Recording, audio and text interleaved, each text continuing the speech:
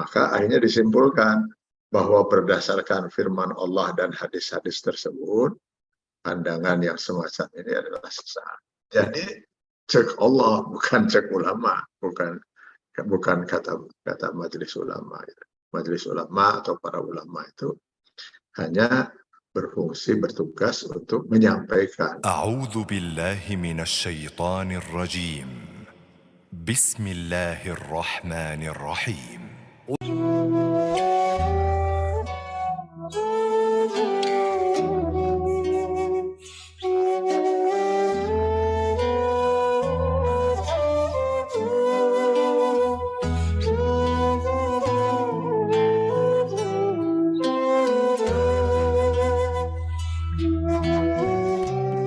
Sampai dengan saat ini tidak pernah berhenti, terus Allah berikan kepada kita begitu luar biasa, begitu banyak, terutama nikmat yang paling besar di dalam hidup kita, tentunya yaitu nikmat iman dan nikmat Islam. Kita bersyukur pada Allah Subhanahu wa taala, juga kita berdoa pada Allah Subhanahu wa taala senantiasa diberikan kekuatan untuk istiqomah di dalam melaksanakan segala macam aktivitas pengabdian kita sebagai seorang muslim pada Allah Subhanahu wa taala. Tidak lupa juga nikmat lain yang begitu banyak, nikmat sehat, nikmat waktu, kesempatan, nikmat rezeki tentunya. Semoga Allah Subhanahu wa taala jadikan kita hamba-hambanya yang terus diberikan rasa syukur tentunya, dan juga diberikan kekuatan untuk terus mampu menjaga dan terus meningkatkan keimanan kita sampai akhir hayat kita semua. Amin ya rabbal alamin. Salawat dan salam semoga senantiasa terlimpah tercurahkan kepada junjungan kita yang mulia, yang tercinta Nabi besar Muhammad Shallallahu Alaihi Wasallam, juga tidak lupa pada keluarganya, para sahabatnya, para tabiin, dan sampai pada seluruh umatnya hingga akhir zaman. Alhamdulillah pada malam yang sangat baik ini, di hari Ahad, kalau saya tidak salah ini adalah malam ke-21 Zulhijjah, insyaallah ya, semoga saya tidak salah.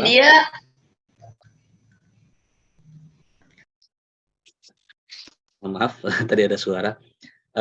Semoga Allah Subhanahu wa taala jadikan setiap aktivitas kita dia menjadi amal soleh yang senantiasa kelak akan memperberat timbangan amal kita di akhir nanti. Amin ya rabbal alamin. Baik, menghemat waktu, alhamdulillah guru kita Bapak Ustadz Kiai Haji telah hadir bersama kita. Mengucapkan terima kasih Ustadz, syukron jazakallahu khairan katsiran atas kedatangannya bersama kami rutin di kajian online Masjid Asifah Kota Sekretariat Universitas Pajajaran. Juga pada para jemaah sekalian, hatur nuhun yang senantiasa istiqomah menantikan kegiatan yang kami selenggarakan, yaitu kegiatan yang diselenggarakan oleh Masjid Asifah Kota Sekretariat Universitas Pajajaran. Terima kasih pada seluruh jamaah istiqomah, keluarga besar FK Unpad, Hasan Sadikin, para alumni, guru besar, dan juga insya Allah kaum muslimin dan muslimat yang Allah takdirkan mendapatkan link Zoom sehingga dapat bergabung bersama kami semua. Semoga Masjid Asifah nantiasa terus diberikan kesempatan menebar manfaat kepada seluruh kaum muslimin wal muslimat dimanapun berada. Juga terima kasih alhamdulillah kesempatan yang senantiasa terus diberikan kepada saya. Semoga apa yang saya laksanakan ini senantiasa memandu setiap Ahad malam menjadi amal soleh bagi saya sendiri, juga menjadi keberkahan untuk saya sendiri, dan juga kelak mohon doanya sebagai pemberat timbang amal saya nanti di akhir nanti. Amin ya rabbal alamin. Tentunya untuk kita semua. Baik, kita buka kegiatan pada malam hari ini dengan kita membaca basmalah bersama. Bismillahirrahmanirrahim. Terkait dengan tema yang akan dibahas pada malam hari ini, kalau biasanya saya memberikan kalimat pembuka, sepertinya untuk kajian dengan tema khusus pada malam hari ini, saya tidak akan memberikan pembukaan. Luar biasa sekali, ini tema yang sungguh dinantikan sebetulnya oleh insya Allah jamaah Asifah sebetulnya. Alhamdulillah kesempatan itu ada. Pada malam hari ini Ustadz memberikan tema yang memang harus kita tahu. Semoga dengan kajian yang akan dipaparkan pada malam hari ini terkait dengan judul yang telah kami sampaikan, senantiasa memberikan pencerahan untuk kita, memberikan kehati-hatian untuk kita ke depannya, dan juga kita bisa melakukan pilihan untuk melakukan sikap terbaik bagaimana tentunya untuk keluarga kita, anak cucu kita di dalam menjalani tentunya pendidikan, baik pendidikan agama maupun tentunya pendidikan secara umum. Baik, siapkan silakan alat tulisnya barangkali dan juga mushaf Quran barangkali karena kita tahu seperti biasa Ustadz menyampaikan beberapa ayat, tentunya kita harus buka tuh ayat Qurannya dan juga sebelum masuk pada kajian Ustadz saya mau izin menyampaikan tadi mendapat respon yang sangat baik sekali dari keluarga besar Fakultas Kedokteran Universitas Pajajaran. Ternyata ada yang pernah mengalami Ustadz, salah seorang dosen FK Unpad pernah ketika waktu kuliah beliau diajak ternyata ke sana. Dan nanti tadi saya tawarkan juga setelah paparan dari Ustadz kajian, beliau untuk menyampaikan sedikit barangkali pengalamannya. Karena katanya ketika beliau dulu diajak itu logika-logikanya sangat kuat sekali. Namun alhamdulillah statusnya hampir masuk saja, tidak sampai masuk ke dalamnya. Insya Allah nanti beliau akan berbagi bersama kita semua. Semoga menjadi penguatan juga untuk kita semua. Baik, langsung saja kepada guru kita, Bapak Ustadz Kiai Haji Atian Aridai, waktu dan medianya kami persilahkan. Monggo Ustaz. Terima kasih. Bismillahirrahmanirrahim. Assalamualaikum warahmatullahi wabarakatuh. Waalaikumsalam warahmatullahi wabarakatuh. Innal hamdalillah nahmaduhu wa nasta'inu wa nastahdi wa nastaghfiruh wa na'udzubillah min syururi anfusina wa sayyiati a'malina. Man yahdihillahu fa huwal muhtad wa man yudlil fala hadiyalah. Asyhadu an la ilaha illallah wahdahu la syarikalah wa asyhadu anna Muhammadan abduhu wa rasuluh. Allahumma shalli wa sallim ala rasulina al-karim Muhammad sallallahu alaihi wasallam wa ala alihi wa ashabihi wa man tabi'ahu bi ihsanin ila yaumiddin, amma ba'du.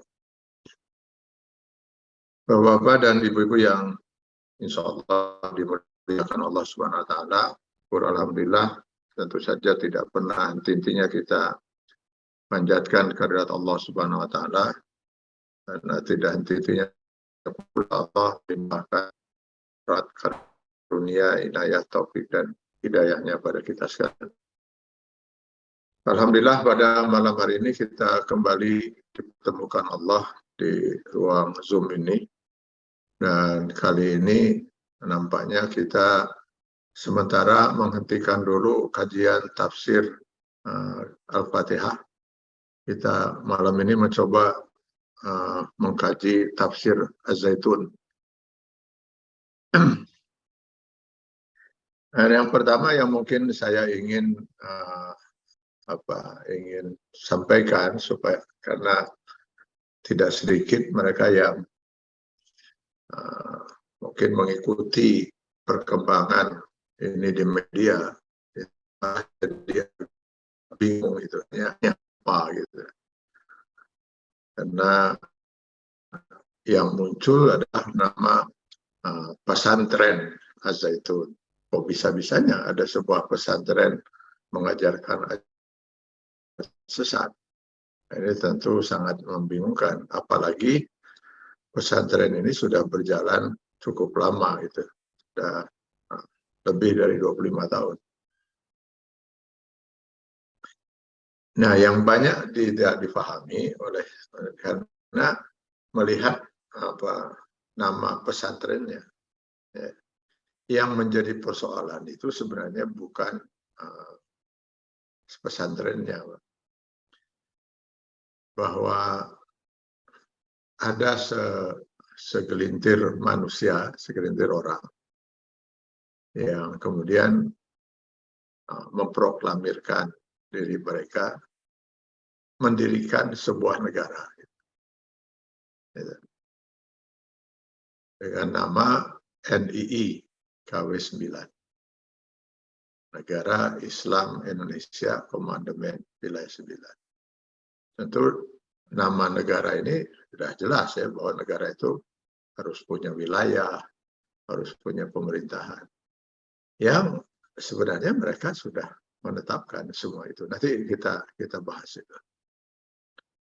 Jadi negara itu dalam klaim mereka adalah ibu kotanya ada di daerah Indramayu, yang akan menjadi ibu kota, atau bukan akan, sudah ditetapkan sebagai ibu kota negara mereka. Nah, di negara itu kemudian mereka mendirikan sebuah pesantren yang mereka namakan Pesantren Az-Zaitun. Jadi itu masalahnya, Pak. Jadi masalahnya itu keberadaan kelompok yang mengklaim dirinya telah mendirikan sebuah negara di negeri ini, ya, dengan nama NII KW9, yang kemudian mendirikan sebuah pesantren untuk menciptakan kader-kader yang akan meneruskan kepemimpinan dalam negara itu. Itu masalahnya dulu. Ya, jadi supaya kita paham bahwa ini untuk menjawab tadi pertanyaan, kok bisa ada pesantren mengajarkan ajaran sesat itu. Ini yang pertama yang ingin saya indikan. Yang kedua, biasanya ketika ada pernyataan kelompok sesat, aliran sesat, maka pihak yang merasa menjadi kelompok yang dituduh itu akan mengatakan, apa hak kalian untuk menyatakan kami sesat? Ini juga sempat terungkap, ya, sehingga mereka kemudian mengatakan, apa hak majelis ulama? Gitu. Majelis ulama kan cuma sekedar ormas saja. Apa haknya untuk menuduh kami sesat, misalnya seperti itu? Ya, kita akan menjawab bahwa memang tidak ada seorang pun manusia di dunia ini yang berhak menentukan bahwa seseorang atau sekelompok orang itu sesat. Jangankan kita manusia biasa, bahkan Nabi sekalipun tidak punya hak. Nabi sekalipun tidak punya hak untuk menentukan ini kelompok sesat atau ini aliran sesat. Yang berhak menetapkan itu hanya Allah Subhanahu wa Ta'ala. Jadi Nabi pun diingatkan oleh Allah untuk agar mengingatkan kepada umat, wa ma alaina illal balagh. Tidak ada kewajiban bagi kami kecuali sekedar menyampaikan. Jadi Rasulullah SAW itu ya sekedar menyampaikan apa yang difirmankan oleh Allah. Ini yang benar, ini yang sesat, dan seterusnya. Begitu juga para ulama sebagai warasatul anbiya. Mereka juga para ulama itu hanya sekedar menyampaikan. Makanya kalau nanti kita pelajari ya fatwa-fatwa ulama terdahulu, ya fatwa-fatwa para mazhab, ulama-ulama mazhab, ya termasuk mungkin fatwa majelis ulama. Ketika majelis ulama misalnya menentukan ada aliran sesat, ada kelompok sesat, ada paham sesat, pasti sebelumnya itu akan diawali dengan menimbang, mengingat, memperhatikan Quran, firman Allah, Quran surat An-Nur ayat sekian, surat An-Nur ayat sekian, terus ada sekian ayat mungkin akan diungkap. Lalu ada hadis-hadis Rasulullah, dikemukakan hadis-hadisnya. Kadang-kadang ditambah lagi dengan pendapat para ulama terdahulu, tokoh-tokoh mazhab. Maka akhirnya disimpulkan bahwa berdasarkan firman Allah dan hadis-hadis tersebut, pandangan yang semacam ini adalah sesat. Jadi cek Allah, bukan cek ulama, bukan kata majelis ulama. Majelis ulama atau para ulama itu hanya bertugas untuk menyampaikan, wa ma alaina illal balagh. Tidak ada kewajiban bagi kami untuk menyampaikan. Itulah sebabnya Rasulullah SAW pernah di hadapan para sahabat, beliau membuat garis lurus, satu garis lurus di atas pasir. Beliau buat garis itu. Setelah beliau membuat garis satu yang lurus itu, lalu beliau membuat banyak garis lagi. Di samping garis yang lurus itu ada yang ke atas, ada yang ke samping, ada yang ke bawah. Banyak sekali beliau buat garis itu. Tentu saja para sahabat sempat bingung lagi ngapain ini Rasul itu ya. Baru mereka kemudian paham ketika Rasulullah membaca Quran surat Al-An'am ayat 153, di mana Allah menyatakan, wa anna haza sirati mustaqimah. Inilah jalanku, jalan yang lurus. Jadi garis lurus yang dibuat oleh Rasulullah, yang Rasulullah ingin mengatakan, itulah jalan yang Allah tetapkan. Fattabi'uhu, maka kata Allah, ikutilah jalan itu. Jalan yang satu, yang garis yang lurus itu. Wala tattabi'us subul. Nah, jangan sekali-kali kalian mengikuti jalan-jalan yang lain yang banyak tadi oleh Rasulullah juga itu.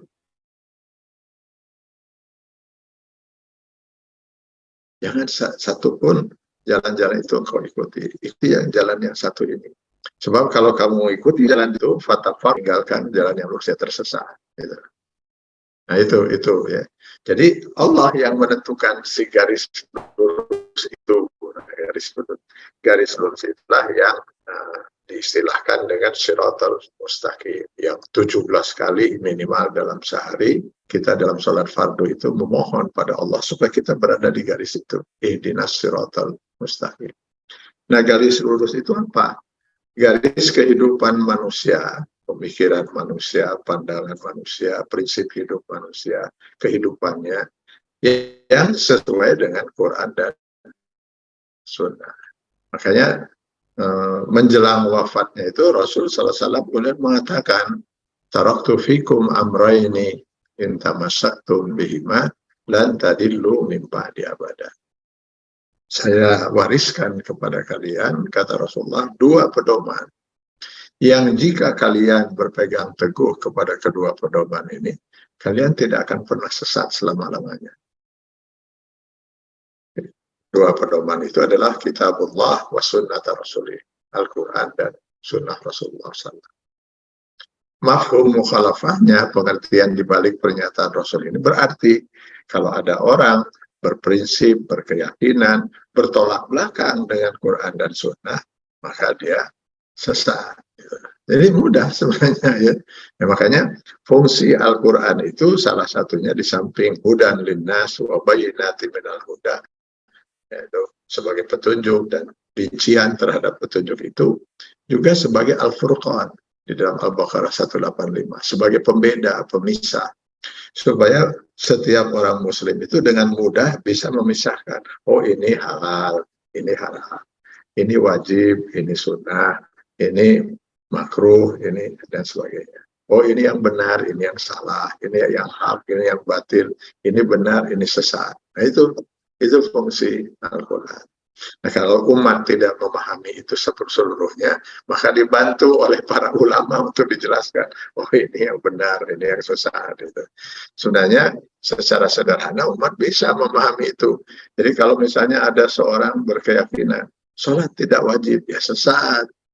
Sesat karena itu bertentangan dengan Quran dan Sunnah. Atau misalnya ada orang mengatakan, zina itu tidak haram, zina itu halal. Itu jelas sesat. Itu kan mudah sekali sebenarnya untuk memahami itu. Kalau masalah yang pelik membutuhkan pemahaman para ulama, maka biasanya ulama, majelis ulama mengeluarkan fatwa. Nah ini ya kita coba ini kan dulu, posisikan dulu siapa sebenarnya yang sedang kita bahas ini dan apa dasar kita kemudian menyatakan ini sesat atau tidak sesat. Nah sekarang saya ingin masuk ke dalam tema. Jadi sebenarnya ini cerita lama. Jadi mohon maaf ini ya, saya tidak bermaksud sedikit pun apa-apa. 22 tahun yang lalu, tepatnya 2001 bulan Februari. Nah kami di Forum Ulama Umat Indonesia yang kebetulan saya pimpin sampai sekarang ini, kitalah mungkin yang mudah ya yang pertama membongkar keberadaan kelompok ini. Lalu kemudian akhirnya berlanjut dengan kita berkoordinasi dengan Majelis Ulama. Sehingga kita membuat investigasi, Majelis Ulama pun membuat investigasi. Dan kita sama-sama sudah mengeluarkan pernyataan hasil dari investigasi kita. Nah kita sendiri di FUI Forum Ulama Umat Indonesia, berawal dari bermunculannya datangnya kepada kita pengaduan-pengaduan baik dari para korban yang pernah menjadi korban masuk ke dalam kelompok ini maupun dari orang tua yang anaknya menjadi korban. Makin hari makin banyak yang ngadu itu, Pak. Sehingga kita kewalahan mengatasinya dan menurut kita ini nggak mungkin kita hadapi seperti itu. Sehingga akhirnya kita di Forum Ulama Umat Indonesia pada waktu itu membentuk apa yang kita sebut TIAS, ya, Tim Investigasi Aliran Sesat. Maka kita pun bekerja selama berbulan-bulan, Pak, dengan mengumpulkan banyak saksi korban, baik korban yang ada di teritorial, yang tadi yang NDI itu, maupun korban yang berasal dari lingkungan pesantren Al-Zaitun, terutama sekali dari mantan-mantan para guru yang pernah mengajar di sana. Dari semua yang bisa kita kumpulkan lewat saksi dan bukti-bukti yang ada, maka kita akhirnya mengeluarkan fatwa tahun 2001, 22 tahun yang lalu kita mengeluarkan fatwa, ada 9 ajaran sesat yang mereka ajarkan pada waktu itu. Gitu. Ternyata sekarang nambah lagi, kalau lihat perkembangan sekarang itu ya, udah nambah lagi itu. Dulu ada hanya 9 itu yang kita bisa simpulkan dari ajaran sesat mereka itu. Nanti saya akan ceritakan, Pak. Untuk saya tidak aneh kalau tadi ada katanya dokter yang pernah diajak. Nanti saya ceritakan itu semua itu ya, bahwa bagaimana dulu juga perjuangan kita di UNPAD untuk membersihkan masalah. Jadi di antara ajaran-ajaran sesat yang mereka ajarkan pada waktu itu ya, yang kita dapatkan, kita simpulkan dari hasil investigasi kita, itu ada 9 dulu di 2001. Nah, saya hanya akan menyampaikan ini ya, karena memang itu yang dulu kita tahu dan tentu siap kita bertanggungjawabkan itu ya. Karena waktu itu hasil dari investigasi. Jadi saya tidak akan terlalu banyak mengomentari perkembangan paham-paham sesat yang berkembang sekarang itu yang sedang dimasalahkan itu. Jadi di antaranya itu pertama mereka berprinsip, berkeyakinan setiap orang yang berada di luar NI KW 9 itu kafir dan halal darahnya. Ya, termasuk orang tua. Jadi kalau seorang anak sudah masuk kelompok ini, lalu orang tuanya tidak, maka ya di situ akan terjadi permasalahan besar karena si anak akan mengkafirkan orang tuanya. Ya, ini nanti yang akan menjadi persoalan besar yang sempat kita tangani 22 tahun yang lalu. Ya. Yang kedua, bahwa zina itu dalam keyakinan mereka itu dosa. Nah, jadi tidak, dalam hal ini aman itu sama ya, bahwa zina itu dosa. Cuman bedanya menurut mereka bahwa perbuatan dosa zina itu bisa selesai tanpa dia harus bertobat, gitu kan, tanpa harus meyakin apakah tobatnya diterima atau tidak oleh Allah Subhanahu Wa Taala, tanpa dia harus dihukum misalnya dera atau rajam, asal dia mau membayar denda pada negara. Dan denda itu ditetapkan oleh negara. Ditetapkan. Ini kalau saya bicara negara ini, jangan dibayangkan negara lain. Ini negara yang tadi, yang NII itu ya. Jadi negara berhak menentukan itu. Dulu di 2001, itu ditetapkan dendanya itu 200.000 untuk dosa, menebus dosa zina. Jadi dia tinggal lapor saja kepada pemimpinnya. Nah, pemimpinnya itu ada di mana? Ya ada di masyarakat, Pak. Ada di masyarakat. Agar semakin jelas itu rakyatnya pada waktu itu 2001 di daerah Jawa Barat, DKI dan Banten itu sudah mencapai 151.000. Gitu. Ini yang ada di teritorial ini, yang ada di masyarakat, di mana terdiri dari buruh, karyawan, mahasiswa itu. Gitu. Nah ini mereka ini yang lapor ke kita itu sebagian itu. Nah, jadi tinggal nanti mereka kalau rakyat biasa dia tinggal lapor kepada pemimpinnya. Pemimpinnya itu sama dengan negara kita. Sama dengan negara kita. Jadi udah ada struktur pemerintahannya. Mulai dari lurah, camat, bupati, dan wali kota sampai kepada presiden. Walaupun nama-namanya itu tidak disebut Pak Lurah, itu Lurah atau Camat, mereka pakai nama Nabi. Nah, saya lupa lagi itu. Dulu kalau Lurah itu Musa atau Ibrahim gitu ya. Jadi pakai nama Nabi itu. Kalau Lurah Musa misalnya, Camat Ibrahim, terus seperti itu. Jadi dia tinggal lapor gitu pada pemimpinnya, saya baru zina. Nah, maka si pemimpinnya akan bertanya, Anda zina dengan siapa? Kalau dia berzina dengan wanita di luar kelompoknya, nah berarti berzina dengan wanita kafir. Karena semua orang di luar kelompok itu kafir. Maka waktu 2001, dendanya 200.000. 200.000 itu. Tapi kalau dia berzina dengan sesama kelompok, berarti sesama muslim menurut mereka. Gitu. Nah itu dendanya malah lebih mahal. Itu 200, lebih mahal 50.000 lah. Gitu. Dendanya sebanyak 250.000. Nah itu dulu 22 tahun yang lalu, tahun 2001 itu ya.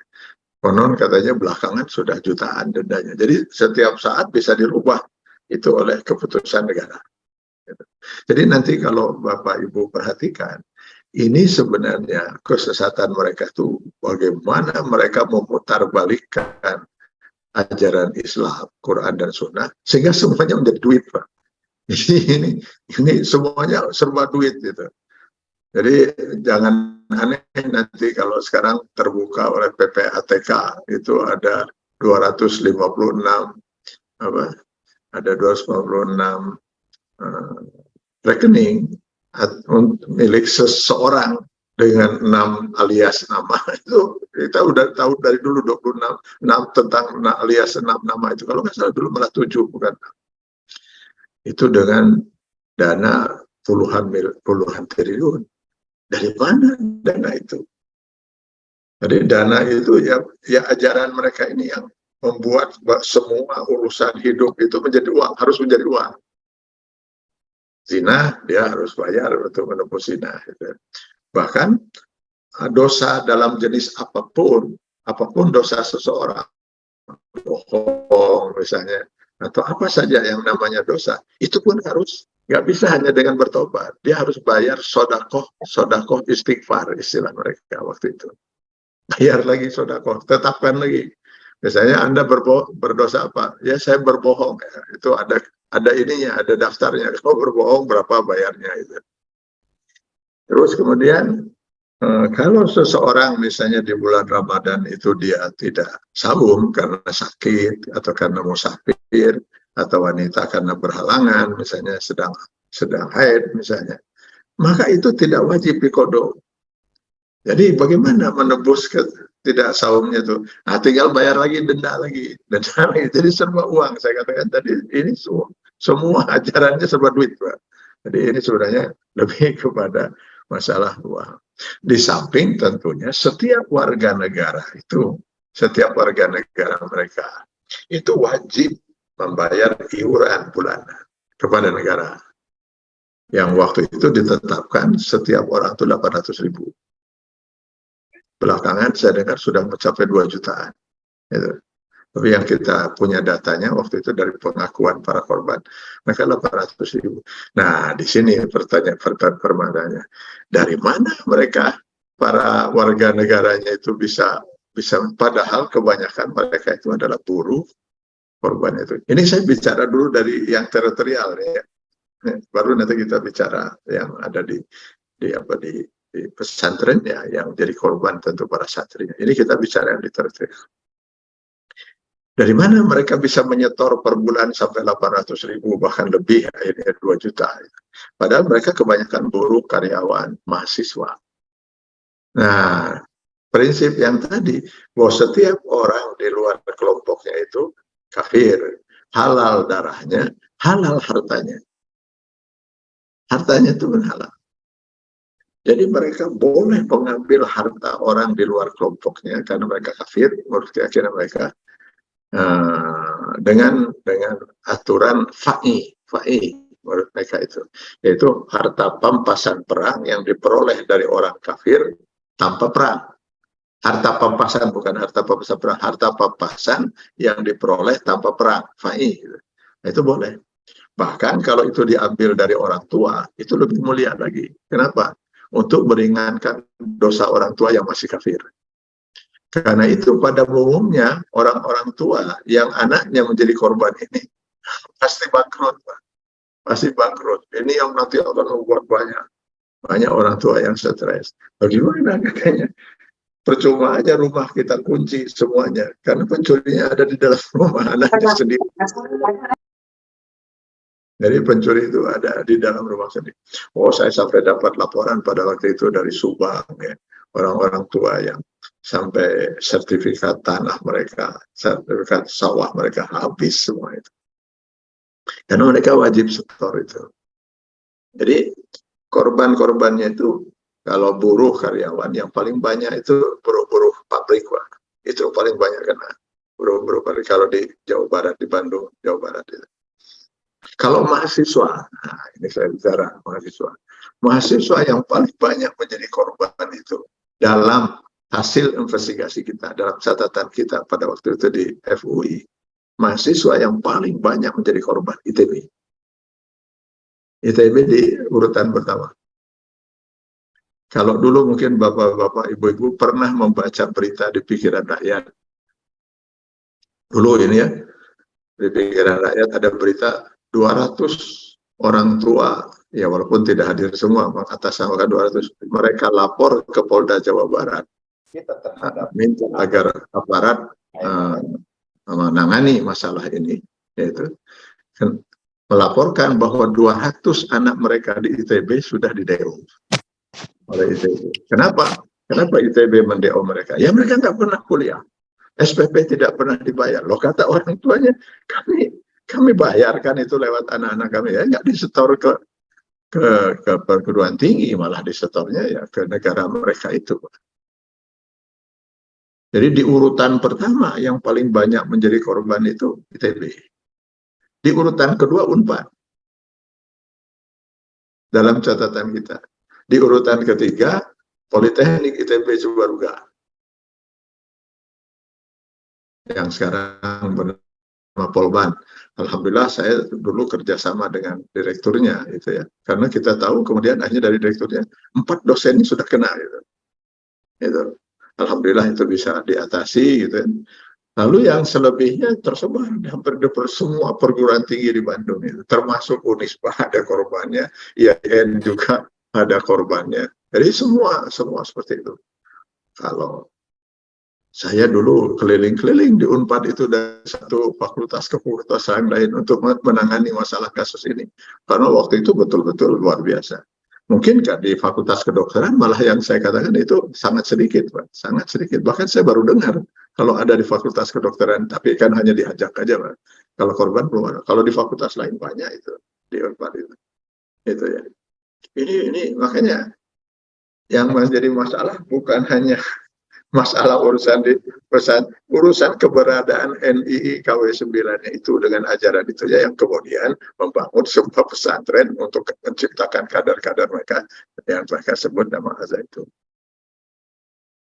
Dulu ketika kita sudah kewalahan, Pak, menangani masalah ini, sehingga waktu itu saya kebetulan mengisi acara di radio PRFM. Itu daripada saya harus setiap hari melayani para korban, ya, orang tua yang stres, yang menangis, dan sebagainya. Akhirnya saya umumkan lewat radio kepada para orang tua yang anaknya menjadi korban ini. Saya tunggu di masjid, nah itu di masjid samping saya, hari Ahad jam sekian. Maka masjid itu kemudian menjadi saksi hidup itu. Lalu menjadi lautan tangisan para orang tua. Lautan tangisan para orang tua yang stres, ya macam-macam. Di antaranya, saya masih ingat walaupun sudah 22 tahun. Saya masih ingat ada seorang yang hadir itu di antara para orang tua itu. Lalu kita bentuk ikatan para orang tua korban NII KW9. Di antara para orang tua itu ada seorang pejabat di Kanwil, masih ingat saya, orang pejabat di Kanwil Dikbud Jawa Barat. Itu dia datang bersama istrinya, gitu. Nah dia mulai mengadu gitu, apa yang pernah dialami. Jadi dia punya 3 anak. Yang pertama perempuan, mahasiswi tingkat akhir Unpad, terakhir, sampai tingkat akhir. Yang kedua laki-laki, mahasiswa Politeknik ITB Cibaruga. Yang ketiga mahasiswi LPKIA, nggak salah daerah Soekarno Hatta itu ya. Jadi 3 anaknya, 3-tiganya sudah mahasiswa, bahkan yang di Unpad sudah di semester akhir, gitu. Yang perempuan. Tiba-tiba tiga-tiganya hilang. Bisa terbayang oleh Bapak Ibu sekalian, bagaimana perasaan orang tua ketika tiba-tiba anaknya nggak pulang. Kalau 1, 2, 3 jam, 1, 2, 3 hari, nah mungkin masih rada lumayan gitu ya. Ini 3 bulan, Pak. 3 bulan. Nggak ada berita di mana anak mereka yang 3 ini. Disusul ke Unpad, ditanyakan, pihak Unpad, fakultas mengatakan memang tidak pernah kuliah. Teman-temannya, kami putus kontak katanya. Kita telepon ke HP-nya, nggak ada, diangkat dan sebagainya. Maka stres lah orang tua, kan bisa terbayang itu. Sampai si pejabat Kanwil di Jawa Barat itu sampai mengajukan pensiun dini, Pak. Dia nggak bisa lagi konsentrasi untuk bekerja. Memikirkan apakah 3 anaknya ini masih hidup atau sudah mati. Kalau ibunya terus-menerus menangis, gitu. Ibu dari 3 anak. Jadi setelah 3 bulan, barulah 3 anak itu muncul. Jadi ketika ditanya anak ini, dari mana kalian? Kok tega kalian menyiksa orang tua sampai seperti ini? Ya, tidak ada satupun yang mau menjawab. Sampai si bapaknya mungkin emosi lah ya, sudah 3 bulan stres, datang anak terus gak mau ngomong, itu sampai si orang ini cerita si orang tua di hadapan yang lain. Waktu itu di masjid kita di sini. Apa saya harus pukul kamu supaya kamu mau ngomong? Nah, baru anak yang laki-laki yang kedua itu yang nyeletuk itu. Jangan pukul, bunuh kami gak akan ngomong apapun. Inilah luar biasanya. Kenapa mereka bisa sampai seperti itu? Nah, ini ceritanya, Pak. Jadi cerita dari para korban. Itu rata-rata mereka itu direkrut di masjid-masjid, Pak. Ada satu, saya masih ingat itu, ada seorang perempuan baru lulus SMA dia. Itu direkrutnya di Pusdai. Jadi mereka datang gitu kan, lalu menemui, dan apa Anda di sini? Dia sedang belajar agama, ya, mendengarkan ceramah, bimbingan dari para ustadz dan sebagainya. Lalu dia akan ditanya, untuk apa kali kamu itu semua? Ya untuk diamalkan sebagai seorang muslimah. Mau diamalkan di mana? Ini kan negara kafir. Bagaimana Anda mau mengamalkan agama Islam di negara kafir seperti ini? Bingung kan si anak itu? Maksudnya gimana? Kalau kita mau mengamalkan agama Islam itu harus di negara Islam. Nah, negara Islam itu di mana? Ikut kami. Nanti kamu akan tahu. Ikut kemana? Ke Jakarta. Jadi hampir semua yang di Bandung yang jadi korban ini, maupun yang di itu semua di baiatnya itu di Jakarta. Gitu. Jadi si anak gadis ini kemudian mengatakan, saya harus minta izin dulu sama orang tua. Apakah saya diizinkan atau tidak? Oh, nggak perlu itu. Nanti urusan orang tua kami akan tangani. Orang tua nggak akan ada masalah. Begitu cara mereka ini. Lalu mereka pergi ke Jakarta. Selama dalam perjalanan itu, si anak nggak dikasih makan. Cuma dikasih minum. Ini sudah waktunya sholat. Saya mau sholat. Percuma sholat. Kamu harus hijrah dulu. Ada gunanya sekarang sholat. Maka dia tidak sholat. Jadi sampai ke Jakarta, itu daerah pembaiatannya itu hampir semua korban mengadu sama Pak. Itu di daerah Pondok Gede. Nah, begitu masuk ke daerah Pondok Gede, itu barulah mata mereka ditutup. Sehingga tutup matanya itu baru dibuka nanti setelah mereka itu berada di sebuah rumah. Sehingga kalau ditanyakan pada mereka, di jalan apa rumah itu, nomor berapa, nggak ada yang tahu, Pak. Nggak ada yang tahu, cuma tahunya itu daerah Pondok Gede. Jadi ada 2 tempat pembaiatan itu, di Pondok Gede 2, dan di satu lagi di Lubang Buaya, daerah Lubang Buaya. Nah, setelah dia masuk ke sana, dia dalam keadaan betul-betul jiwanya itu sedang goncang, Pak. Dia memikirkan orang tuanya yang mungkin panik mencari dia kemana, nggak ada beritanya. Dia sendiri lapar, kemudian dia tidak sholat, Semua pemikiran itu membuat jiwa dia itu goncang. Saat itulah doktrin itu masuk. Jadi brainwashing itu begitu cara mereka itu. Hampir semua para korban semuanya mengadu begitu cara mereka di ini. Lalu dibaiatlah mereka. Baiatnya itu adalah berpindah dari RI kepada NII KW9. Nah setelah itu mereka diingatkan, Anda sadar sekarang siapa Anda sebenarnya? Anda adalah warga negara NII KW9. Nah negara kita belum berhasil menguasai RI, karena itu kita harus merahasiakan semua ini. Jadi kalau Anda berani membongkar ini, nyawa Anda habis. Nah itu ancamannya, itu yang membuat mereka tadi, kenapa si orang tua itu, dari mana kalian nggak akan ngomong?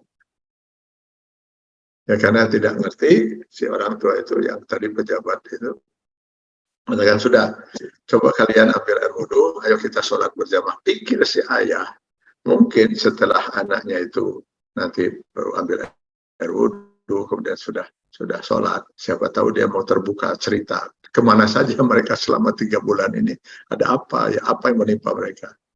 Semakin terkejut ayah ibu mereka ini ketika si anak kemudian mengatakan, kami tidak bisa lagi sholat dengan ayah dan ibu. Loh, kenapa nak? Ayah dan ibu masih kafir. Bisa nggak dibayangkan, Pak, bagaimana hancurnya perasaan orang tua. Sampai si ibu itu sampai menangis-nangis sambil mengatakan, Ustaz, saya yang mengandung mereka, saya yang melahirkan mereka bertiga ke alam dunia ini, menyusui mereka, membesarkan, lalu mendidik mereka bersama ayahnya. Ketika mereka sudah hampir sarjana, saat kami, ibu dan ayah mereka sedang sujud syukur, ya Allah, alhamdulillah, anak-anak ini sebentar lagi sarjana. Tiba-tiba hilang. 3 bulan gak ada beritanya. Pulang hanya untuk mengkafirkan kami.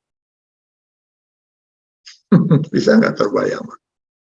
Jadi kalau Bapak Ibu pernah dulu, kalau ya ada pernah menyaksikan di Metro TV waktu itu, ada wajah saya tampil dengan wajah yang saya juga tidak suka melihatnya, Pak.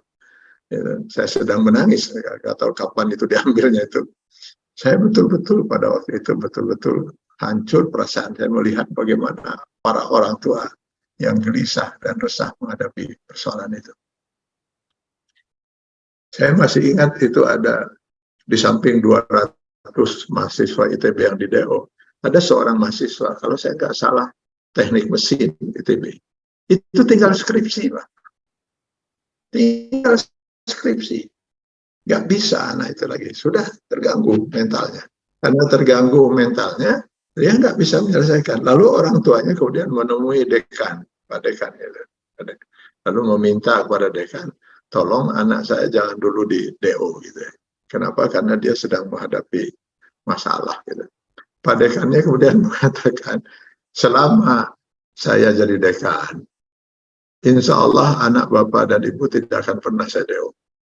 Saya tahu apa yang sedang terjadi. Kenapa? Loh, anak saya juga sama korban ini. Allah Akbar. Saya nggak tahu kemudian anak dekan itu gimana nasibnya, tapi anak yang tinggal skripsi itu saya tahu karena orang tuanya terus komunikasi dengan saya. Akhirnya di DO. Di DO, nggak bisa lagi ya. Ya akhirnya di DO dan akhirnya kata orang tuanya, dibelikan kios di Kosambi, Pak. Anak itu akhirnya jualan beras, Pak. Jualan beras di Kosambi. Itu calon sarjana ITB, Pak. Akhirnya jualan beras di Kosambi. Jadi inilah yang dulu saya pernah hadapi, Bapak dan Ibu sekalian. Yang alhamdulillah ya, pada waktu itu memang luar biasa. Saya kira banyak lah para aktivis-aktivis di UNPAD, di ITB yang masih ingat masalah ini ya.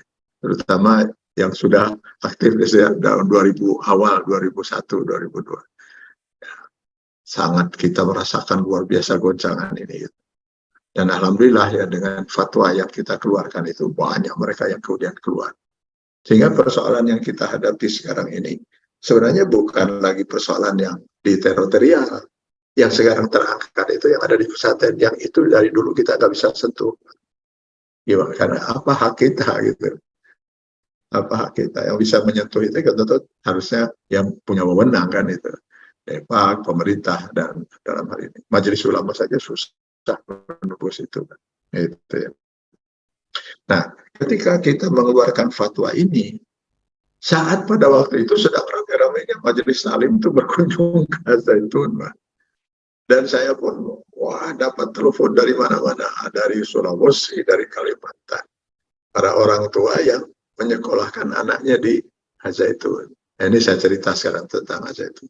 Nah, mereka kemudian mengatakan, mengingatkan pada saya, hati-hati Kiai, mungkin Pak Kiai mendapat fitnah, ini hati-hati, jangan sampai umat Islam dipecah belah gara-gara ini. Saya bilang, kita mengeluarkan fatwa itu tentu tidak sembarangan. Kita punya dasar, punya bukti, punya saksi, dan lain sebagainya. Anak kami, katanya, kami sekolahkan di sana, di Zaitun. Ya, ada perubahan kok. Mereka masih sholat, mereka ngaji, dan sebagainya. Lalu saya tanya, udah orang tuanya, sudah berapa lama anak ibu dan bapak itu sekolah di Zaitun? Sudah 2 tahun. Oh, saya bilang, nanti 2 tahun lagi, saya bilang, bapak ibu akan menelpon saya lagi. Tapi sambil menangis, tidak begini. Kenapa? Kita tahu dari mantan-mantan guru yang sudah keluar. Di antaranya salah seorang mantan gurunya itu sarjana IAIN yang masuk juga di sana. Itu bahwa ajaran sesat itu kalau di pesantren baru diajarkan di tahun keempat. Jadi tahun 1, 2, 3 aman. Nah, kenapa? Nah, ini rahasianya Pak. Menurut mereka, mantan para gurunya itu. Kalau diajarkan di tahun pertama, lalu orang tuanya melihat perubahan anaknya misalnya jadi tidak sholat dan sebagainya, anak bisa ditarik. Selesai. Ya kan?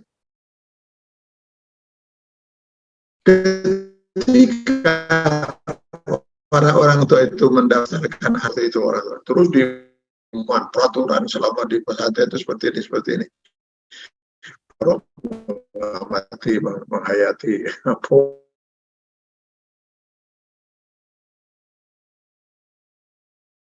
coba mereka sepakati bahwa si anak atau orang tua tidak akan bisa mengambil ijazah kecuali setelah dia belajar 6 tahun. Ini jebakannya.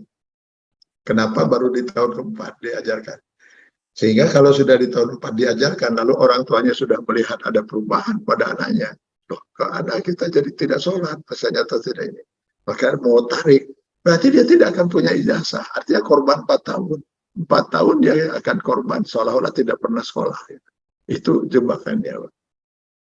Ketika kita keluarkan fatwa pada waktu tahun 2001, Menteri Agama Malaysia cepat menyambut itu.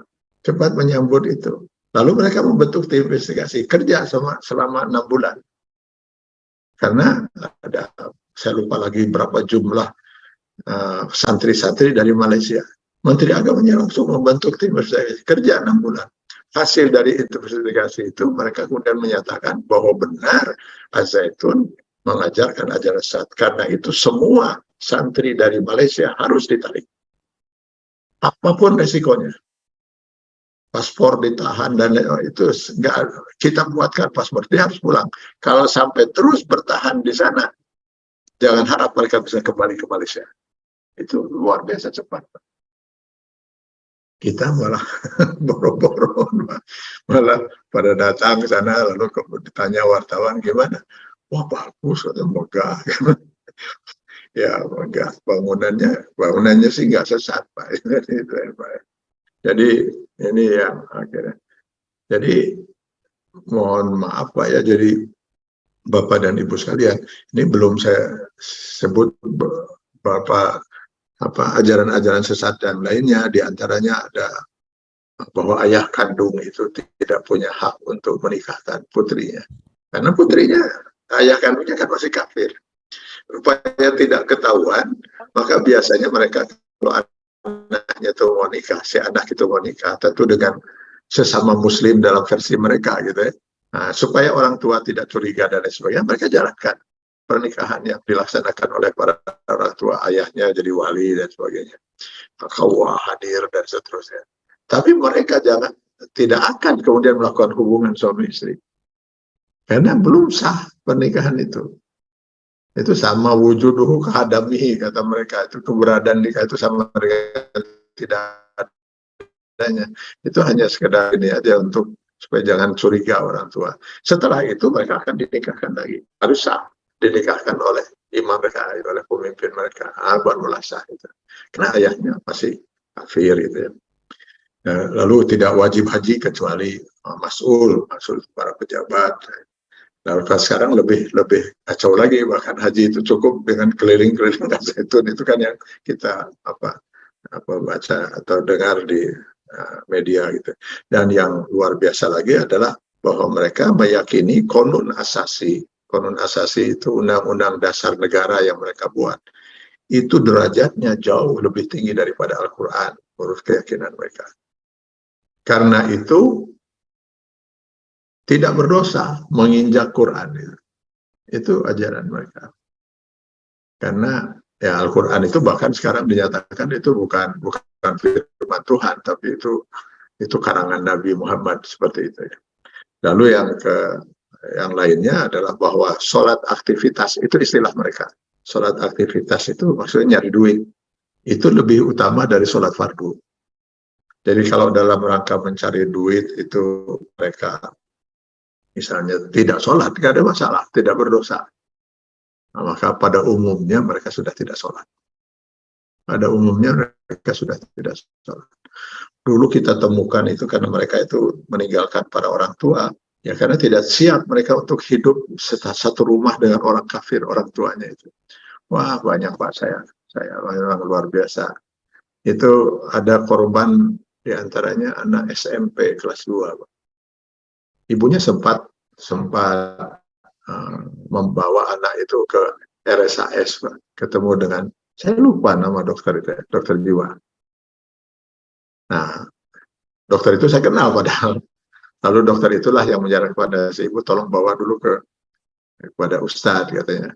Karena saya susah mengobati anak ini, saya perlu dibantu oleh Ustadz untuk meyakinkan anak ini tentang masalah yang terus mengganggu pemikirannya. Apa yang mengganggu? Anak ini sudah tidak sekolah, melamun di rumah. Gitu. Nanti setiap melihat ibunya karyawati Pemda Kota Madya Bandung. Gitu. Setiap melihat ibunya, dia sujud, nangis di depan ibunya. Dia cium kaki ibunya. Ibu, maafkan, saya pernah mengkafirkan ibu. Lalu kata ibunya, nah, puluhan kali saya sudah katakan, saya sudah maafkan, nah. Sekarang konsentrasi kamu sekolah, nah, dan sebagainya. Ya, terima kasih, Bu. Ngelamun lagi ya, nah ini. Nanti pulang dari saya kerja, katanya, dia lihat saya lagi, sujud lagi, cium lagi kaki ibunya. Bu, maafkan saya, Bu. Kalau ibu nggak maafkan, gimana nasib saya di akhirat nanti? Sehari bisa sampai belasan kali saya mengalami itu, anak saya melakukan itu. Lama-lama saya bisa gila, kata ibunya.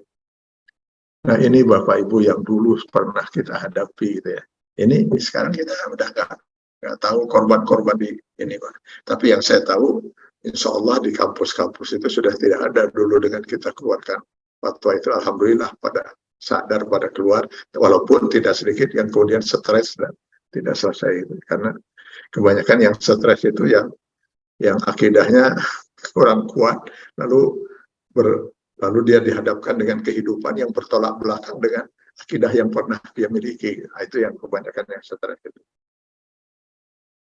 Jadi dulu Bapak Ibu sekalian, kita sampai punya sampai kita memiliki struktur pemerintahan mereka, struktur negara mereka. Siapa presidennya? Berapa kementerian di bawahnya? Ada 26 dulu. Masing-masing dipegang oleh menteri siapa? Ini menteri keuangan siapa, menteri sekretaris negaranya siapa, menteri dalam negerinya siapa. Nama-namanya ada lengkap kita miliki. Termasuk juga kita memiliki beberapa di antara menteri itu nomor HP-nya. Nomor HP-nya. Dari mana kita bisa dapatkan sebuah dokumen ini, Pak? Jadi kebetulan di negeri mereka ini terjadi cekcok, Pak, antara sang presiden dengan menteri sekretaris negaranya. berujung dengan akhirnya keluar dekret presiden, di mana sang menteri sekretaris negara ini dipecat. Namanya Edi. Dia menantu dari Adah Jalani. Adah Jalani itu penasihat presiden di posisi negara itu pada waktu itu. Dengan dipecatnya Edi sebagai menteri sekretaris negara, keluar dia. Bersama dia keluar juga dokumen-dokumen negara. Karena mereka tahu kalau kita sedang membongkar ini, lalu mereka Edi itu menyerahkan dokumen itu kepada kita, bukan Edinya, tapi ada salah seorang yang dia utus menyerahkan. Lah kita untuk apa dokumen itu? Maka saya langsung menemui Kapolda Jawa Barat pada waktu itu, saya serahkan. Saya temui Pangdam 3 Siliwangi, saya serahkan. Setelah itu mulailah mendatangkan BIN Jawa Barat, BIN Pusat, dari Mabes Polri, juga meminta dokumen dan meminta kepada kita apa yang kita jelaskan semuanya. Ternyata nggak selesai juga kan. Tambah aneh kita. Ini apa ini? Kok bisa begini? Ini kan negara dalam negara gitu kan. Kok bisa dibiarkan? Kita tambah bingung lagi ketika melihat betapa banyaknya para pejabat di masa Orde Baru yang berkunjung ke sana kan. Ada Habibie pernah ke sana, Yusuf Kala pernah ke sana, Menteri Agama pernah ke sana, beberapa cendekiawan juga pernah ke sana, itu ya. Ada Adi Sasono, ada macam-macam lah yang pernah ke sana. Tambah bingung kita, ini apa ini? Itu kan negara dalam negara. Apa ini kunjungan apa ini? Sampai saya pernah nyeletuk waktu itu, jangan-jangan ini kunjungan bilateral ini. Kunjungan bilateral dari pemerintahan RI kepada pemerintahan NII gitu ya. Bahkan kita semakin terkejut ketika ada seorang pejabat yang sekarang videonya banyak diulang-ulang, itu video 22 tahun yang lalu itu. Tiba-tiba dia dengan lantangnya menyatakan, siapa yang mengganggu Azzaitun itu iblis semuanya. Dan kalau masih terus mengganggu, saya gebuk. Kita kaget, ya Allah. Kita akan menyelamatkan NKRI, kok malah kita yang diancam ini oleh pejabat. Ini gimana ceritanya? Makin bingung kita. Baru semua terbuka ketika datang menemui saya di rumah 3 kali. Seorang yang saya tidak kenal sebelumnya. Seorang yang tokoh DITI Kartosuryo yang masih hidup pada waktu itu 22 tahun yang lalu. Namanya Abdul Fattah Wiranagapati.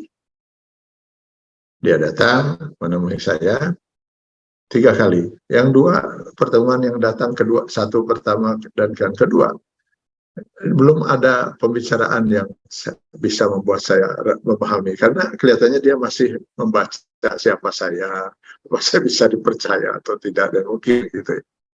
Mungkin ya. Pada waktu pertemuan ketiga, baru dia buka. Saya adalah Panglima tertinggi DITI Kartosuryo. Saya kuasa usaha yang dipercaya oleh Kartosuryo untuk mendirikan KW. KW itu Komandan Wilayah. Loh, yang saya dirikan sama ini bersama Kartosuryo hanya 6 KW. KW itu Komandan Wilayah ya. Yaitu KW 1 Jawa Barat. Negara mereka ini ya. KW 2 Jawa Tengah, KW 3 Jawa Timur, plus Kalimantan, KW 4 itu Sulawesi, KW 5 Aceh, KW 6 Palembang. Loh, KW 9 siapa yang membentukkan? Saya yang punya kuasa. Saya baru terbuka, Pak. Oh, kalau begitu saya ngerti. Saya ngerti kenapa negara dalam negara ini bisa dibiarkan. Gitu. Kenapa dibiarkan ya? Siapa yang membuat ini? Siapa yang membuat? Semakin jelas ketika Abdul Fattah Wiranagapati kemudian menjelaskan. Jadi memang dulu rezim Orde Baru itu sangat direpotkan dengan keberadaan DITI Kartosuryo. Maka dari Kartosuryo dikejar kemana-mana, hutan satu ke hutan berikutnya, sampai akhirnya Kartosuryo itu terkepung, Pak, dan sudah sakit-sakitan. Salah seorang dari orang dekat Kartosuryo melihat, ini sudah habis kita. Dia buru-buru turun gunung. Lalu dia menyerahkan diri di depan Kodam 3 Siliwangi. Taubat dari NKRI, dari NI kembali ke NKRI. Ya itu sah-sah saja, nggak ada masalah. Nah itu data itu juga termasuk yang dibawa oleh Abdul Fattah dalam bentuk kopian dan diperlihatkan pada saya. Tanda tangannya di atas meterai, dia menghapus. Ya sudah, bagi DITI Kartosuwiryo pada waktu itu ada ini pengkhianat perjuangan mereka gitu ya. Saya bukan orang DITI, saya nggak tahu semua ini. Cuman saya ketika membongkar ini akhirnya jadi saya tahu semua ini. Jadi akhirnya ada ini dianggap pengkhianat. Tapi tiba-tiba ada ini setelah dia berkhianat, tiba-tiba dia berada di Jakarta. Dan senang sekali hidupnya tuh. Wow. Wah, jadi pengusaha minyak segala macam. Dan tiba-tiba dia memproklamirkan berdirinya NII KW9. Nah, siapa yang mengkondisikan itu? Bagaimana mungkin seorang ada keluar dari NII lalu membentuk NII lagi? Dia kan tadi tobat itu. Kok bisa jadi membentuk NII lagi gitu? Dan kenapa membentuknya malah di Jakarta lagi kan? Siapa yang mengkondisikan? Saya mulai terbuka lah situ. Oh, kalau gitu ini mungkin ada urusan lain gitu ya. Nah, saya tidak mau ikut masuk terlalu dalam masalah yang saya tidak tahu, Pak. Tapi itulah kira-kira gambarannya itu. Kita dulu MUI pusat, begitu 2001 kita mengeluarkan fatwa ini. MUI langsung mengundang kita, Pak. Jadi kalau Bapak Ibu selama ini mungkin cukup rindu ya, kok belum terdengar suara Wapres itu jarang terdengar suaranya. Tapi dalam masalah Al-Zaitun itu nyaring sekali. Itu bisa perlu dipahami, Pak. Ketika kami dulu di FUI diundang oleh FUI untuk mereka juga membentuk tim investigasi dan bekerja kalau nggak salah 9 bulan. MUI itu melakukan ini. Mereka meminta data-data yang kita miliki, termasuk para saksi. Kita hadirkan saksi itu. Itu saksi itu ada yang dari Sukabumi dan tinggalnya itu ya. Karena mereka saksi-saksi kunci yang kita miliki yang punya jabatan di NII itu. Kita bawa sampai. Nah, yang menjadi ketua investigasi di MUI melakukan penelitian tentang NII dan Al-Zaitun itu, ketua investigasinya Pak Kiai Ma'ruf Amin. Yang sekarang Wapres, Pak. Beliau pada waktu itu ketua investigasinya, karena beliau pada waktu itu dalam posisi sebagai ketua komisi fatwa.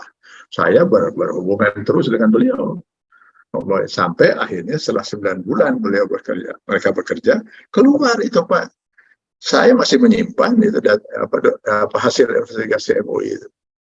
Salah satunya hasil mereka menyatakan bahwa memang benar ada hubungan antara NII KW9 dengan Al-Zaitun.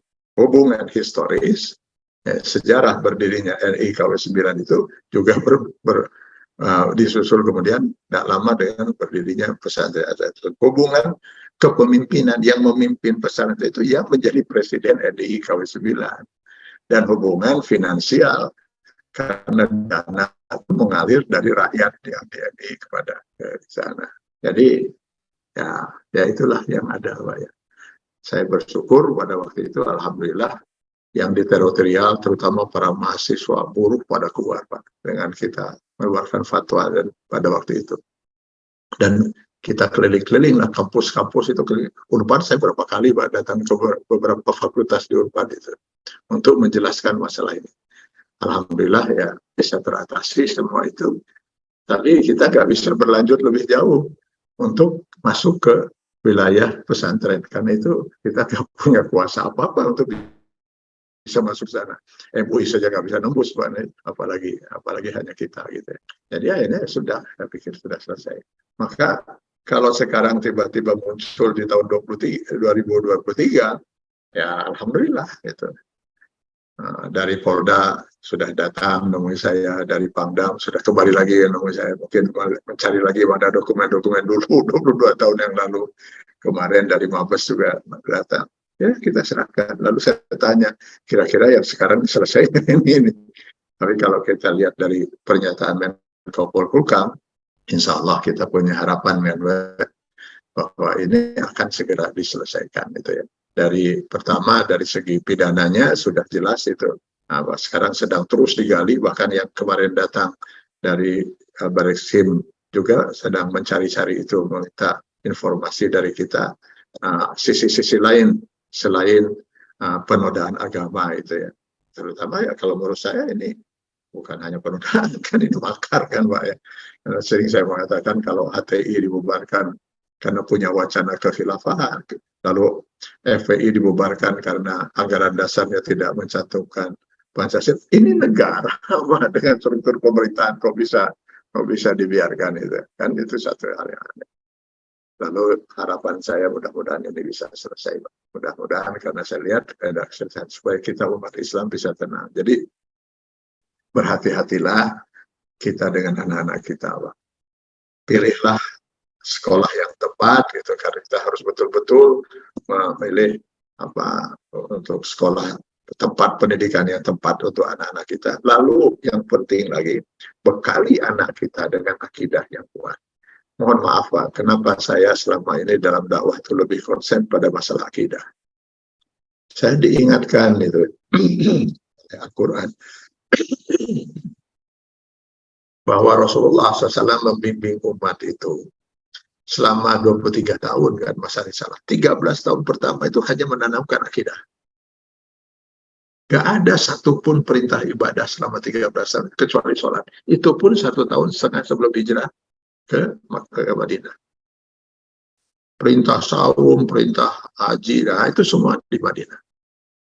13 tahun itu hanya ditanamkan akidah. Makanya hasilnya seperti itu yang terjadi. Itu. Yang luar biasa. Itu ya. Nah, maka Allah kemudian menggambarkan akidah itu tak ubahnya akar yang kokoh pada sebuah pohon. Ini bisa dilihat di Ibrahim 24-25. Alam taro kaifa daraballahu masalan kalimatan thayyibatan kasajaratin thayyibatin asluha sabit wa far'uha fis sama. Kalau akar pohon itu sudah kuat, insya Allah angin sekencang apapun tidak akan membuat pohon itu tumbang. Tapi kalau akarnya lemah, angin sepoi-sepoi saja bisa membuat pohon itu tumbang. Seperti itulah akidah. Kalau akidah itu sudah kuat, insya Allah pengaruh aliran sesat yang luar biasa banyak di negeri ini, terutama di Jawa Barat. Ya dia akan aman-aman saja. Tapi kalau akidahnya lemah, dia akan terombang-ambing ke bawah ke sini, ke bawah ke sana, dan sebagainya. Saya melihat dari kasus-kasus yang kejebak di aliran sesat itu ada 3. Kalau yang akidahnya kuat, dia segera akan tahu, oh ini sesat, tinggalkan. Mereka nggak akan mungkin masuk sana. Yang kedua, kemungkinan yang kedua, orang yang akidahnya sangat lemah, hanya punya semangat saja keislaman karena ikut dakwah, oh kita harus muslim, tapi akidahnya lemah. Nah ini yang kemudian tersesat Pak. Lalu dia mengira bahwa ajaran sesat itulah ajaran Islam yang sesungguhnya. Nah ini biasanya aman-aman saja dalam pengertian jiwanya tidak goncang Pak, karena mengira itulah Islam yang benar. Lah yang goncang sampai stres dan lain sebagainya itu yang akidahnya setengah-setengah. Dia merasa bahwa nggak begini dulu Islam itu, kok sekarang jadi begini. Nah itu yang goncang Pak. Itu yang biasanya banyak stres dan kemudian bahkan sampai gila seperti itu. Karena itu saya titip gitu ya, sesuai dengan Allah dan Al-Quran, ku anfusakum wa ahlikum naro atahrim ayat. Mari kita selamatkan anak-anak kita, cucu kita ya. Karena kalau kita tidak sekolahkan kan aneh masa ada pesantren sampai bisa mengajarkan. Nah itu tapi harus kita betul-betul teliti sekali. Kemana kita sekolahkan anak-anak kita. Kemudian ya kita nggak sekolahkan di sini, disekolahkan di Unpad kena juga kan. Disekolahkan di ITB kena juga, malah korban paling banyak itu di sana. Maka kita harus bekali. Saya ingat 2001 itu justru ketika anak-anak saya mulai masuk kuliah. Nah, 2 diantaranya masuk di Unpad kan itu di Fakultas Kedokteran. 1 di FKG, 1 yang 1 akhirnya masuk di ITB. Saya titip pesan pada anak-anak saya sampai begitu, Pak. Saya titip pesan pada anak saya, tolong kalau kamu nanti selagi di kampus ada kelompok mengajak kamu untuk belajar Islam, tolong lapor dulu ke saya. Tolong saya lapor dulu ke saya. Saya akan pelajari dulu kelompok mana itu. Sampai begitu kekhawatiran saya karena saya tahu Pak. Di situ ada NI, di situ ada Jamaah Kerasulan, di situ ada Islam Sahadat, banyak aliran sesat. Kita harus tahu ya, kita sebagai pendidik juga harus menyelamatkan, ikut menyelamatkan anak-anak kita. Ya, itu. Karena keberadaan kelompok insya Allah sekarang sudah banyak aman lah, insya Allah itu. Dulu tahun 2001 itu udah wah parah sekali. Terutama dari keberadaan kelompok NII KW9 yang waktu itu berhasil betul mempengaruhi. Nah itu tadi ada pengalaman dokter yang pernah juga diajarkan itu ya. Ada pengalaman yang pernah diajak, walaupun ya itu ya, akidahnya kuat Pak. Itu yang akidahnya kuat. Coba yang akidahnya lemah akan hanyut seperti itu.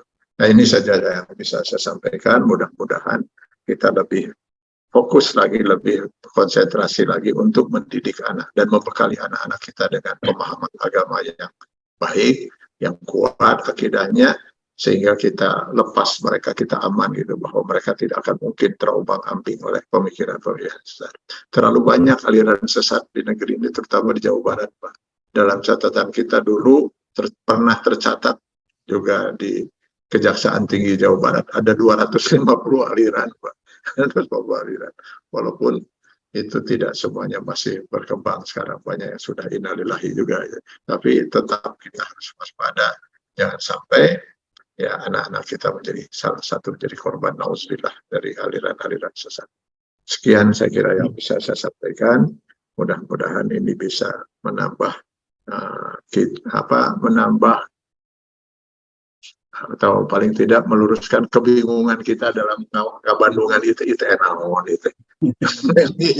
Oh, beritanya begini lalu ada kontroversi itu ya. Mudah-mudahan karena saya kebetulan memang sudah menangani masalah ini sejak 22 tahun yang lalu.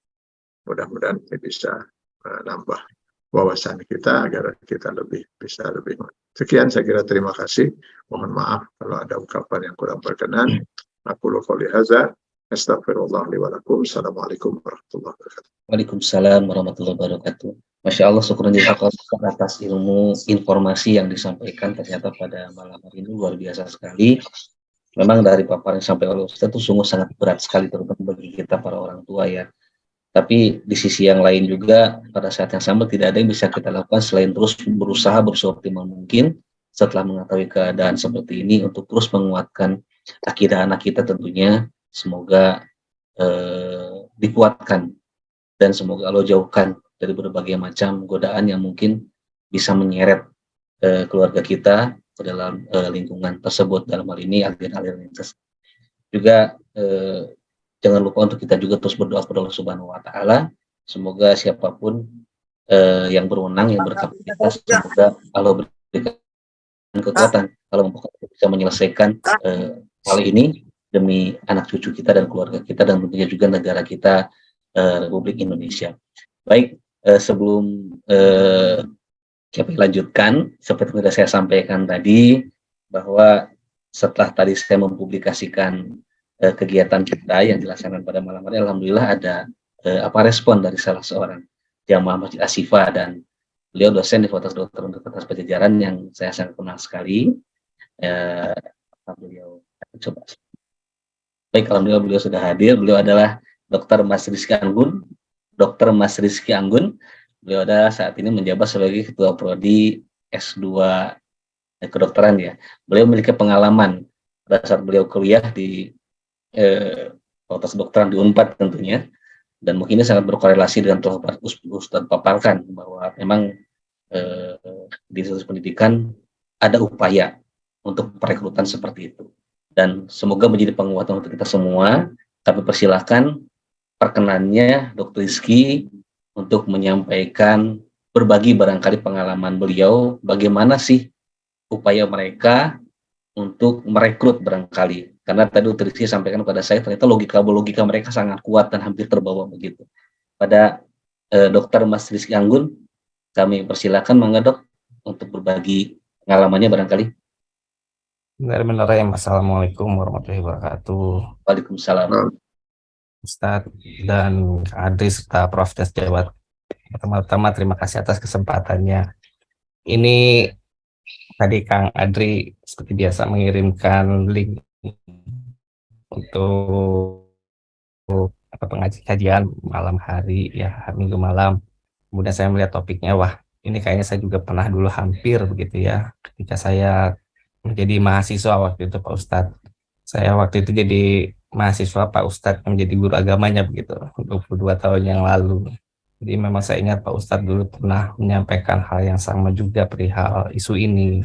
Cuman waktu itu saya tidak menyangka ternyata kayaknya saya juga pernah mendapatkan pengalaman yang hampir sama Pak Ustadz. Jadi waktu itu saya mahasiswa tingkat 1 baru masuk FK Unpad, kemudian masih semangat-semangatnya dulu intifada ya Pak Ustadz ya, ada semangat Islam itu sangat luar biasa, sehingga memang saat itu saya pun ketika masih semangat begitu untuk mempelajari agama Islam, dan mulanya itu saya diminta untuk bertemu dengan teman-teman ya, teman di luar Fakultas Kedokteran.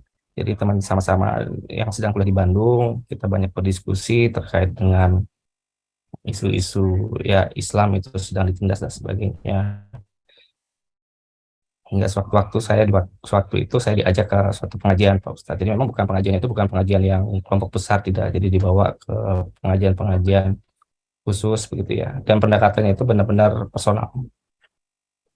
Jadi kita diajak berdiskusi,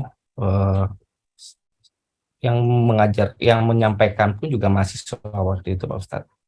Jadi sama mahasiswa, dan waktu itu yang saya ingat bahwa setiap kali menyampaikan sesuatu fenomena itu selalu dibalasnya itu atau dibahasnya itu dengan menggunakan Al-Qur'an. Jadi ketika saya menyampaikan fenomena Islam saat ini seperti apa dan harus seperti apa, kemudian dikeluarkanlah dalil-dalil di dalam Al-Qur'an. Dan itu pada waktu itu sedikit banyaknya saya jadi berpikir begitu loh, iya semuanya ada di dalam Quran. Jadi memang tidak, kalau saya sih merasa waktu itu tidak sesederhana mengajak kemudian dengan logika-logika, tapi tidak jadi begitu kita menyampaikan suatu pendapat langsung dirujuknya ke Quran. Sehingga waktu itu saya 4 kali pertemuan yang intinya adalah ya tadi yang disampaikan oleh Pak Ustadz itu benar semua. Negara ini bukan negara kafir, kemudian semua amal ibadah kita itu tidak diterima, buat apa beribadah, harus ada negara Islam dulu, baru ajaran atau amalan kita itu bisa diterima di sisi Allah. Waktu itu disampaikan demikian Pak Ustadz. Hingga berapa kali diajak, dan betul disampaikan juga ada kewajiban kita harus menyetor semacam pajak, disampaikan waktu itu kepada negara Islam.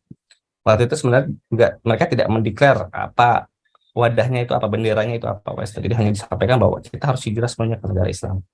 Negara ini harus jadi negara Islam. Nah, di pertemuan terakhir saya ingat sekali Pak Ustadz, benar Pak Ustadz, jadi memang modus itu atau caranya itu dibawa ke masjid. Benar juga di Pusdai, saya dibawanya ke Pusdai. Pertemuan terakhir saya dibawa ke Pusdai, diperkenalkanlah dengan seseorang yang mengaku adalah senior saya. Jadi waktu itu dia mengaku adalah, saya lupa wajahnya dan memang saya berusaha untuk melupakan begitu.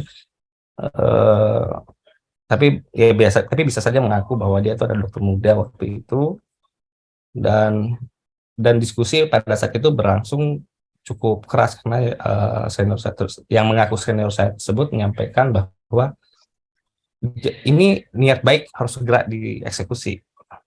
Kamu harus hijrah, disampaikan begitu. Kamu harus hijrah, harus segera dibaiat. Nah, ketika mendengar kata baiat itu saya jadi rada teringat juga apa yang disampaikan oleh Pak Ustadz itu terkait dengan ini gitu ya. Cuma saya belum kepikiran ke sana waktu itu, sehingga waktu itu sempat gamang begitu ya. Persis sekali apa yang disampaikan Pak Ustadz, saya mau minta izin dulu ke orang tua saya waktu itu. Saya mau minta izin ke orang tua saya. Nggak perlu minta izin ke orang tua, kata dia. Orang tua kamu kan kafir. Ya, demi Allah Pak Ustadz, waktu itu saya sangat marah. Saya sangat marah. Bagaimana mungkin ibu saya adalah seorang kafir, almarhumah ibu saya adalah seorang kafir waktu itu. Bagaimana mungkin saya menyaksikan ibu saya sholatnya tepat waktu, tahajudnya tidak pernah lupa, dikatakan kafir.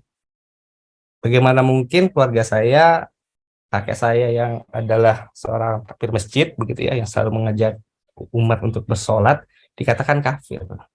dan mendidik saudara saya waktu itu Pak Ustadz. Dan kalau tidak di masjid sudah saya hantam mungkin waktu itu Pak Ustadz.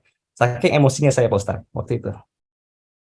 Jadi karena memang ada mungkin pergolakannya lain. Kalau biasanya orang tua, kalau ini saya yang marah ketika ada seseorang yang mengkafir-kafirkan kedua orang tua saya ya, dan keluarga-keluarga saya begitu, sehingga pada akhirnya saya selesaikan, sudah saya keluar. Nah, mungkin saya beruntung ya saat itu diberikan hidayah, walaupun caranya agak sedikit berbeda ya Pak Ustadz ya, tapi alhamdulillah saya tidak sampai, karena mereka meminta malam itu juga berangkat Pak Ustadz. Malam itu juga, hari itu juga, sore itu juga langsung saya berangkat dengan pakaian apa yang saya punya saat itu. Jadi tidak sempat saya berkemas, langsung sekarang kita pergi. Nah, jadi pada waktu itu akhirnya saya memutuskan untuk pulang begitu ya, pulang ke kosan saya blok semua nomor. Alhamdulillah tidak pernah dihubungi lagi, tapi teman saya yang satu itu sekarang udah hilang, entah kemana Pak Ustadz. Jadi mungkin yang beratnya itu yang saya rasakan itu mungkin adalah ketika si agen tadi Pak Ustadz menyampaikan sesuatu itu berdasarkan dalil Quran dan benar-benar menjawab apa yang yang menjadi pemikiran saya begitu. Namun taktiknya pun juga digiring sehingga kesimpulannya itu adalah, oh iya, kita harus hijrah ke negara. Nah, ini barangkali Pak Ustadz kalau misalnya ada berbagi nasihat atau saran kalau menghadapi hal yang seperti ini Pak Ustadz. Masa juga khawatir terus terang dengan anak-anak saya begitu ya, dengan pengaruhnya yang luar biasa, kita tidak bisa mengawasi 1 kali 24 jam apalagi kalau sudah kuliah begitu. Dan saya memang bersyukur sekali bahwa saat itu saya masih, karena memang saya dekat sama orang tua saya, sehingga ya tidak terjadi Pak Ustadz hal-hal yang tidak diharapkan. Ya, alhamdulillah. Itu barangkali Pak Ustadz dari saya. Ya. Dr. Rizky. Terima kasih banyak ini Kak Rizky ya. Ini mungkin yang maaf saya melimpali sedikit ya. Ini yang mungkin tadi saya katakan, andai kata seseorang itu akidahnya kuat, aman itu seperti Kang Rizky ini ya, akidahnya subhanallah ya.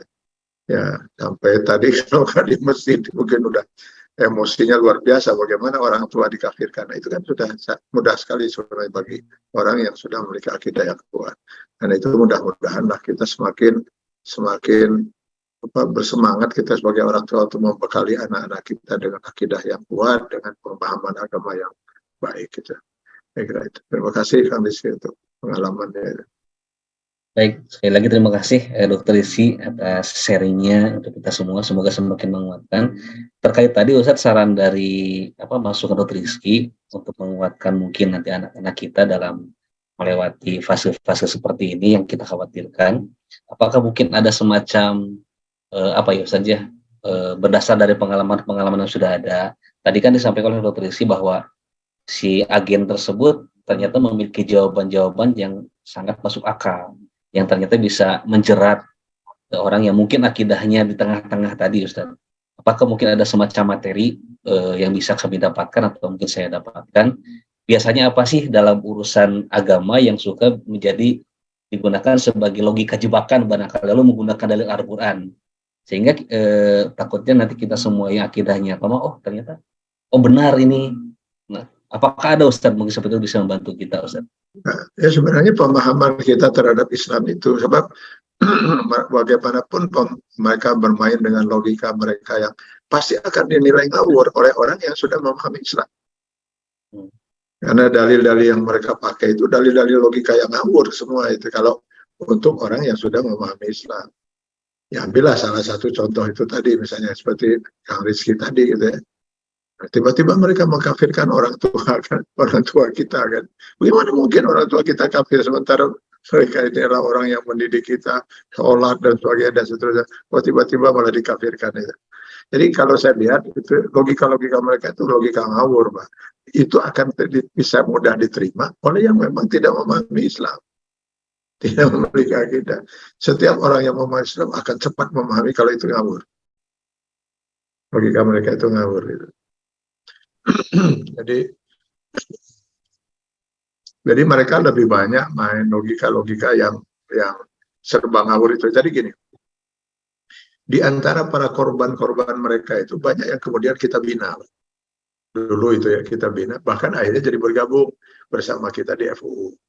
Saya pernah katakan pada mereka, kok bisa-bisanya kalian dulu luar biasa itu apa perjuangannya itu ya. Mereka luar biasa perjuangannya, Pak. Sampai mereka rela mungkin sakit, bahkan kalau perlu mati gitu, untuk demi negara yang mereka sebut negara itu kan. Terbukti kita pernah kan dulu mereka itu kos-kosan, Pak. Karena mereka sudah tidak bisa hidup lagi dengan orang tua yang masih kafir, atau nanti orang tuanya nanya terus dan sebagainya, udah nggak betah mereka tinggal di rumah itu, dan harta orang tua juga sudah habis mereka ambil gitu kan, lalu mereka kos-kosan. Nah kebanyakan kos-kosannya itu yang kita temukan di Bandung, kelompok-kelompok mereka itu di Lewi Panjang, itu ada beberapa kos-kosan di Muhammad Toha, di Kopo, terus di Kiara Condong, banyak itu. Pernah yang di Lewi Panjang kita gerebek, Pak. Kita gerebek itu. Ada 9 orang pemuda-pemudi itu. 7 pemuda, 2 pemudi. Tidur di satu ruangan ukuran 4x6. Bayangkan, kan udah ini katanya negara Islam kok malah pemuda-pemudi bisa tidur berbarengan, ini gimana ceritanya gitu. Lalu yang seorang langsung kita bawa ke rumah sakit. Sudah pucat, kurus, dan lain sebagainya. Loh, kenapa kalian sampai begini? Jadi ternyata mereka itu demi untuk bisa menyetor pada negara. Sementara uang orang tua sudah habis, mencuri sudah takut, ketahuan, paling nipu, yang memungkinkan nipu itu dengan buat stempel yayasan anu, nyebar-nyebarin amplop di masjid-masjid, itu dari kelompok mereka dulu itu, Pak. Nah, mereka lakukan, bikin, nyebarin orang mau Jumat bagi-bagi amplop itu ya. Terus nanti atas nama yayasan. Ini kebanyakan saya pernah dulu menangani semua ngaco itu, Pak. Mungkin ada yang benar, tapi saya alhamdulillah sampai sekarang belum menemukan satu pun yang benar. Ini banyak yang ngaco, kan. Karena itu kalau ada yang begini di masjid Bapak dan Ibu, tolong diselidiki dulu, Pak. Dari yayasan mana, di mana yayasannya, pegawai masjid, tolong cek dulu benar atau tidak. Karena ini banyak yang ngaco. Nah itu yang 9 orang itu salah satu langsung kita bawa rumah sakit. Loh, kenapa? Mereka itu sampai makan itu hanya kadang-kadang dengan nasi dan daun baluntas. Daun yang biasa dimakan oleh kambing itu. Sampai mereka siap untuk itu. Demi untuk bisa nyetor. Sebab kalau mereka tidak bisa nyetor, oleh pemimpinnya di tingkat lurah atau camat, diludahi mereka. Atau disiksa sampai berdarah-darah. Dan mereka siap.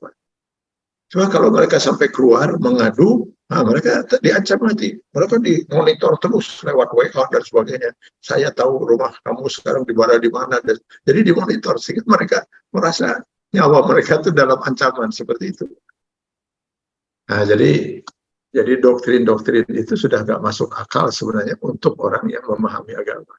Jadi sekali lagi, berilah pemahaman agama yang benar, kontrol anak-anak kita kalau mereka melakukan aktivitas. Saya sendiri sampai seperti itu, Pak, kepada anak-anak saya. Tolong kalau ada kelompok yang ngajak ngaji, kasih tahu saya kalau itu benar, kamu aktif lah, ngaji lah. Tapi kalau itu kelompok yang ngawur, ya segera tinggalkan. Itu satu. Yang kedua, nah ini salah satu resepnya mungkin. Kalau katakan pada anak kita, kalau ada kelompok mengajak ngaji secara diam-diam, sembunyi-sembunyi, segera tinggalkan itu. Masa mau belajar Islam di negeri mayoritas Muslim ini harus sembunyi-sembunyi? Untuk apa sembunyi-sembunyi? Kan terbuka saja kita belajar Islam. Nggak ada yang melarang kita untuk belajar Islam. Ini pasti ada ajaran yang ngawur itu. Segera tinggalkan. Itu mungkin yang bisa kita pesankan pada anak. Jangan dulu mengikuti ajakan kalau belum koordinasi dengan orang tua. Yang kedua, kalau ada dengar kelompok yang belajar Islamnya sambil sembunyi-sembunyi gitu, tapi istilah mereka itu, harus segera tinggalkan. Baik,